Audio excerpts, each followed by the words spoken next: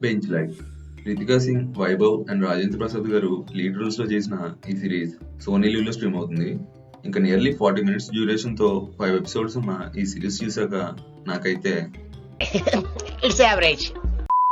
Basic plot ఏంటంటే, software life లో ఉన్న ముగ్గురు ఆఫీస్ మేట్స్ కి వాళ్ళ కార్పొరేట్ లైఫే కాకుండా వేరే ప్యాషన్ ఉంటుంది. దాన్ని అచీవ్ చేయడానికి ప్రాజెక్ట్ వదిలేసి పెంచులోకి వెళ్దామని ఫిక్స్ అవుతారు. దీనికోసం ఏం చేశారు, మధ్యలో ఎలాంటి సిచ్యువేషన్స్ ఫేస్ చేశారు అన్నదే స్టోరీ. సిరీస్ అంతా 5 episodes తో ఒక్కోదానికి ఒక్కో నేమింగ్ తో బాగానే ప్లాన్ చేశారు. ఫస్ట్ 3 episodes అయితే కొంచెం జోవియల్ గా అండ్ నెక్స్ట్ 2 episodes అయితే కొంచెం ఎమోషనల్ గా తీసుకెళ్లి ఓవరాల్ గా చూసేలాగే తీశారు సిరీస్ ని. నాకైతే తనికెళ్ళ బర్ని గారు చెప్పే స్టోరీ అండ్ రాజేంద్ర ప్రసాద్ గారి స్టోరీ బాగా కనెక్టింగ్ అనిపించింది. మిగతా వాళ్ళది ఏదో ఫోర్స్డ్ ఎమోషన్స్ తో పెట్టినట్టుంది. ఆ ఆఫీస్ లవ్ స్టోరీ అయితే సరిగ్గా కనెక్ట్ అవ్వలేదు.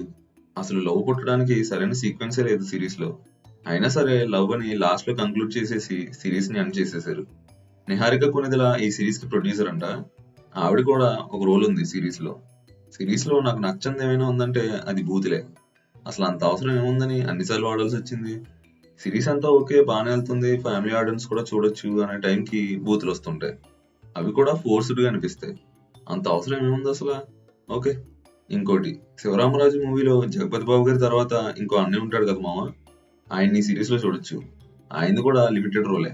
ఇద్దరు heroines Akanksha Singh and Ritika Singh, వాళ్ళ స్క్రీన్ ప్రెసెన్స్ అయితే బాగుంది. Production quality above average, BGM good and songs good. Final verdict ఏంటంటే, అక్కడక్కడ కొన్ని ప్రొసీడింగ్స్ మిస్ఫైర్ అయ్యి ఓవరాల్ గా సిరీస్ అయితే చూడొచ్చు అనేలానే ఉంది. సాఫ్ట్వేర్ ఎంప్లాయీస్ కి అయితే బాగా కనెక్ట్ అవ్వచ్చు.